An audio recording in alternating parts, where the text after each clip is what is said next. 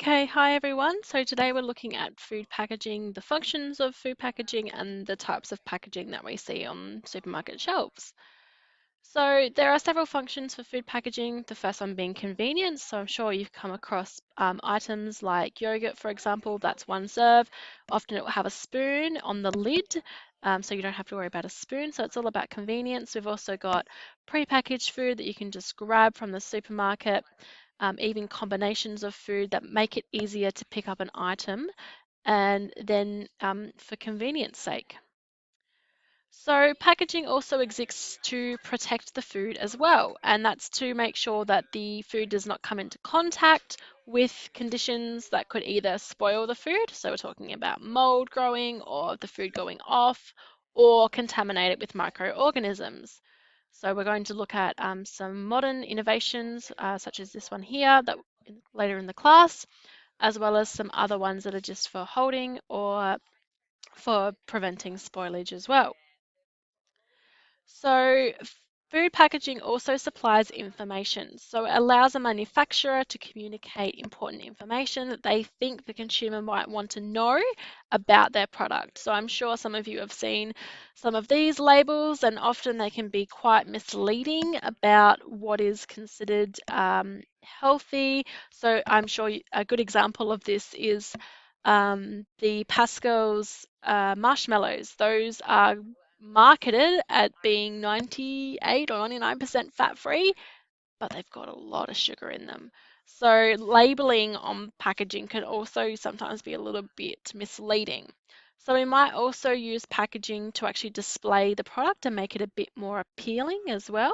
And that's really important in food packaging as well, because all companies are competing against one another to sell their product. So some of the properties of packaging materials that must be included if you're going to package a food is that it must be non-reactive. So it can't react with the food that it's holding, and then isn't allowed to be any kind of chemical reactions. So if you've noticed when you open up canned food, sometimes the inside will be lined with a plastic film, and that actually stops any contamination to occur between the metal, whether it be aluminium or steel, and the food. So usually you'll see this for acidic products like canned tomatoes, for example, because the acid can actually interact with the metal and cause a little bit of contamination, which obviously you don't want. So packaging materials have to be hygienic and they need to be able to be sterilized beforehand as well. So that's why a lot of processed foods will be in jars because jars are really easy to be sterilized. If you've ever seen your grandparents or parents perhaps making jam, you can very easily sterilize glass jars in the oven, and then you can make your own relish or jam. And the barrier will usually be specific to the type of food. So if you're wanting to prevent the absorption of gases, then it will be airtight. If you're looking at moisture and reducing that, then you won't use plastic, you use something that's breathable. Or if you're looking at shipping costs, for example, the packaging might be really light to reduce the cost of shipping. So the traditional packaging, we've got our three types, which is glass, cans, and cardboard. So glass is chemically inert, so it doesn't react with anything. It's impermeable, non-porous, it holds liquids, it's odorless, it's hygienic. It's usually transparent. It has great strength. It's easy to open and reseal, and some of these would have been reused, particularly if you're thinking a bit sustainably, and they're great for long-term and storage as well as shelf life, and they can be either recycled or reused. Now, when you think about recycling of glass versus, say, plastic, for example, uh, you it takes 10 times the amount of energy to recycle glass as it does to recycle plastic cans, or sorry, bottles, for example. So you're better off reusing your glass containers at least 10 times before you think about recycling them because of the amount of, like they're quite energy intense. So glass is more if you're wanting to reuse. So looking at cans, we can either be, they can be aluminium or steel. They're usually very cheap, easy to handle in the packaging process, so they can actually be packaged at high speed. I'm sure some of you have probably seen packaging of canned food, and it can go through quite quickly, and that's because it is quite indestructible. It has a standard size, so it's really easy to kind of stack and look pretty on the shelves, whereas as you can see with the glass, there's a lot of different sizes. So cardboard is really versatile and cost effective. It's more so just to have a different shape, and usually there's other packaging inside the cardboard as well. Very rarely do you just see cardboard unless you're talking about, say, kitchen paper, for example, or tea bags. But often there'll be a plastic bag inside the cardboard as well. So cardboard can be brightly colored, it can be different thicknesses and textures, and can be laminated as well. And a really good example of that is your disposable coffee cups, which are an absolute nightmare to recycle because you technically can't recycle them because of that, what we call composite packaging, where you've got cardboard, laminate cardboard, and because that plastic can't easily be separated, it contaminates the recycling. And that's one of the huge issues we're having at the moment is that China will no longer take our recycling because it's contaminated. And coffee cups are a perfect example of that. So then we've got our contemporary packaging. So this was invented because there was a demand by society for fresher and highly quality packaged food, also to do with food safety, consumer convenience, and extended shelf life. So a good example of this is a pad thai kit.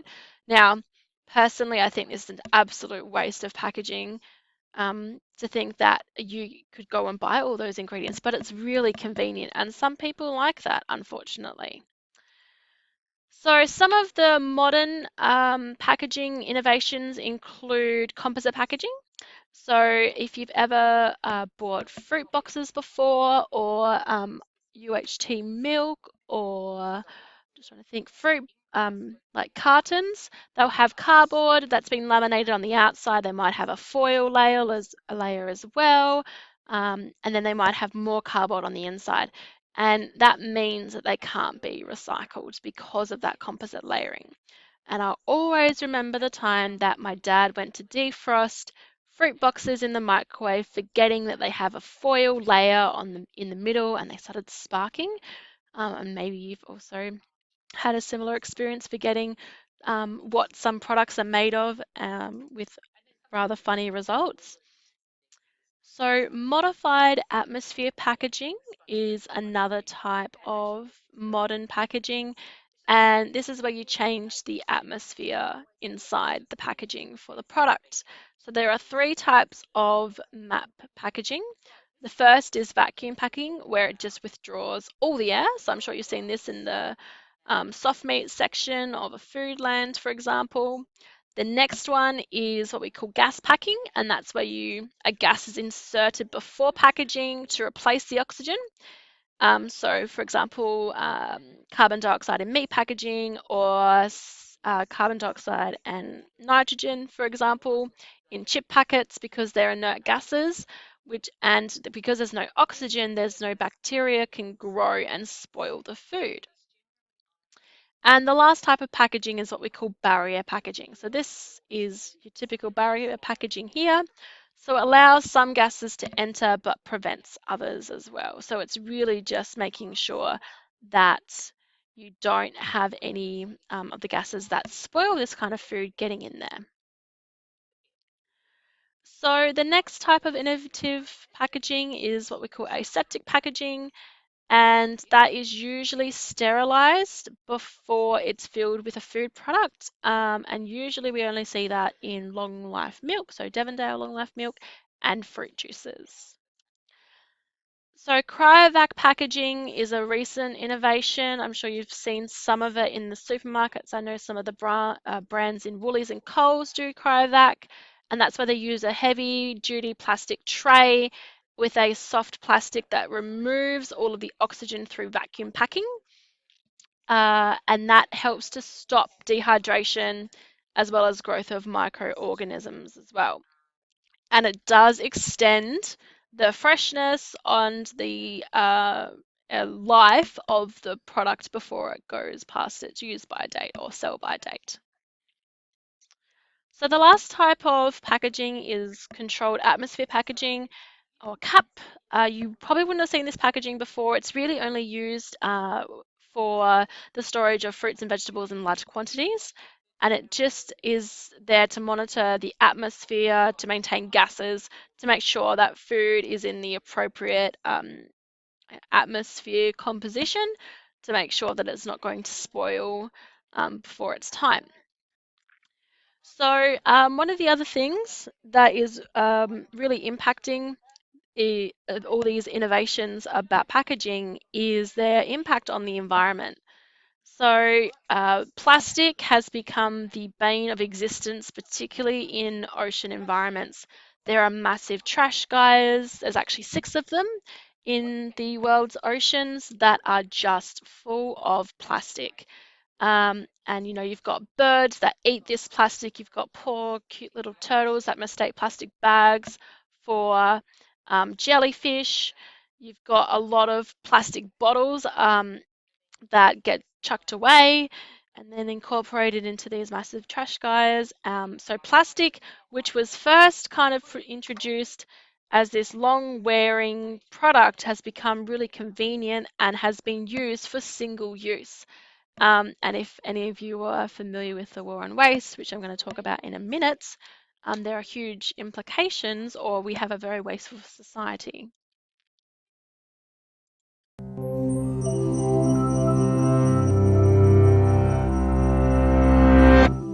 This is the story of 3 plastic bottles, empty and discarded. Their journeys are about to diverge, with outcomes that impact nothing less than the fate of the planet. But they weren't always this way. To understand where these bottles end up, we must first explore their origins. The heroes of our story were conceived in this oil refinery. The plastic in their bodies was formed by chemically bonding oil and gas molecules together to make monomers. In turn, these monomers were bonded into long polymer chains to make plastic, in the form of millions of pellets. Those were melted at manufacturing plants and reformed in molds to create the resilient material that makes up the triplets' bodies. Machines filled the bottles with sweet, bubbly liquid, and they were then wrapped, shipped, bought, opened, consumed, and unceremoniously discarded. And now here they lie, poised at the edge of the unknown.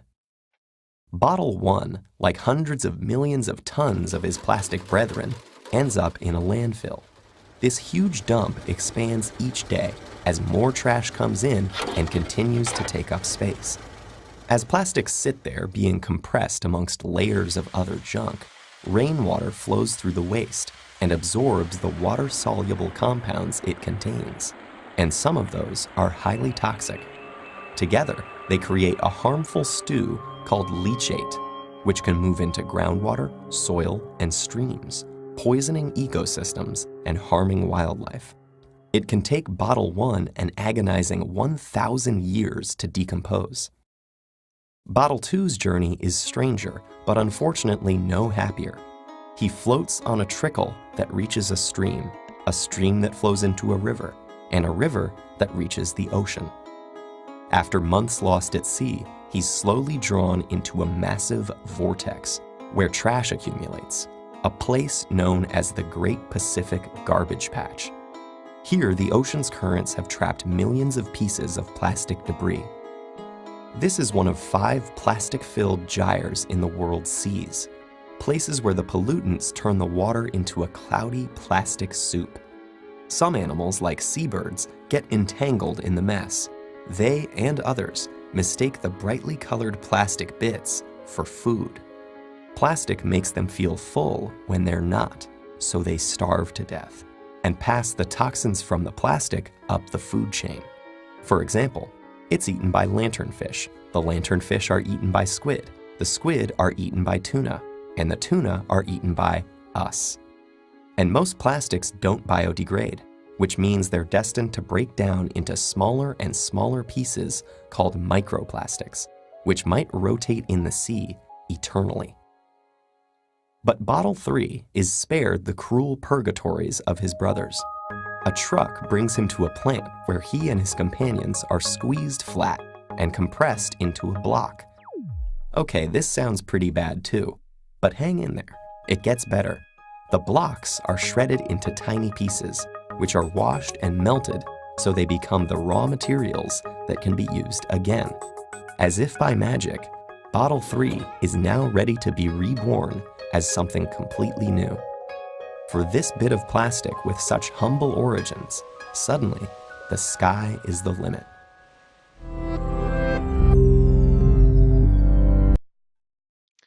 So, manufacturers do actually have to abide by the code of practice for packaging, and that is actually to try and reduce their environmental impact. And there are several ways that they can do this by producing lightweight containers. So you would have noticed that Mount Franklin, for example, now has thinner plastic bottles compared to a couple of years ago. Producing concentrates, because a concentrate can be watered down outside the packaging. So cordial, for example, or even dishwashing liquid. Less is used, therefore you can put more in there because it's a concentrate, and it does actually reduce the amount of packaging. Buying bulk units to reduce excessive packaging. We were just having discussion about this earlier today, where one of my colleagues, she buys rice by the kilo because not only is it cheaper, but it's actually more environmentally friendly because there's less packaging. And manufacturers are now starting to use recyclable, reusable, or biodegradable materials rather than degradable, which are more environmentally friendly as well.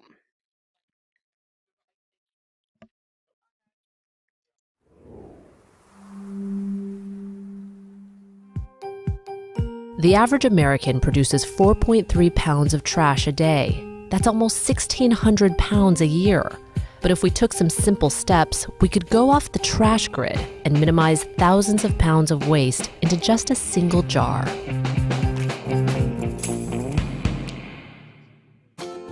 So this is my trash jar. 2 years of trash in this tiny little jar. Yep. That's crazy. I mean, I probably produced 20 times this much in a day. Yeah, this is everything basically that I couldn't compost or couldn't recycle or couldn't figure out what to do with. Where did you get this idea to become zero waste? It kind of all started when I was a senior at NYU studying environmental studies. And one day after class, I went home to make dinner and I opened my fridge and I saw that everything in there was packaged in plastic.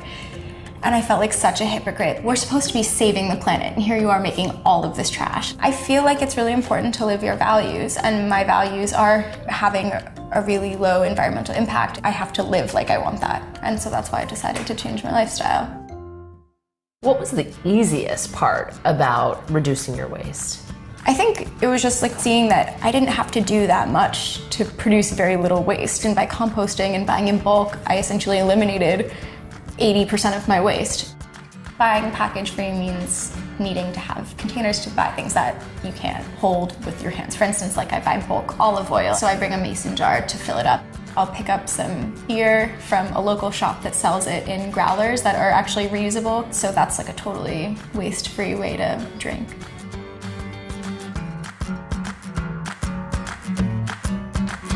I imagine you get asked a lot of questions about how do you do this? I've been curious about a few things, so I'm going to throw out a few questions to you. Sure. Plastic toothbrushes? I use a compostable bamboo toothbrush. Sponges? I use a compostable dish brush. Paper towels? Cotton napkins. Plastic cookware? Wood or stainless steel utensils. Cotton balls? Reusable cotton rounds. Dryer sheets? Dryer balls that I make myself. What about shampoo? Bulk Castile soap. Makeup? Organic, vegan makeup in recyclable packaging. Feminine products? Menstrual cup. Gift wrap? Why? Okay, so you are going to teach me how to make toothpaste. Yes. What do I do? So we're gonna mix 2 tablespoons of organic coconut oil, and then the tablespoon of baking soda, and then about 20 drops of the organic peppermint oil. So this is how you make your toothpaste? Mm-hmm. Let me see your teeth. They look very nice. Yeah. What does your dentist think about this? They haven't gotten mad at me yet, so I'll just take the spoon and scoop it onto my toothbrush. It's not bad. It's actually kind of salty. Yeah, that's the baking soda. Yeah, my teeth really do feel cleaner. So thank you. Nice. So do you have any garbage cans in your home here? No, I don't have any garbage cans in my home. Because you don't have any garbage. Exactly. It really does compel me to want to try to reduce my waste. So what tips can you give me or somebody else that wants to do that as well? Yeah, I would suggest, look in your garbage can and see what your garbage is. And until you do that, you don't really know what you're reducing, right? Step 2, using a reusable bag instead of a plastic or paper bag, just like easy one-time changes. And then the last one would be to actually make your products yourself. So learn how to make toothpaste, learn how to make deodorant. It's a really fun thing to do. What is your ultimate goal? Before I lived my lifestyle, I wonder, why is there all this trash and why is that okay? And we have to find solutions before it gets out of control. I've never told anyone, oh, you should live this lifestyle or you have to live this way. I kind of just live my lifestyle, put it out there and see what happens. Be sure to check out another episode of Going Off Grid with. So here are some items that Lauren had in her 2 years of trash.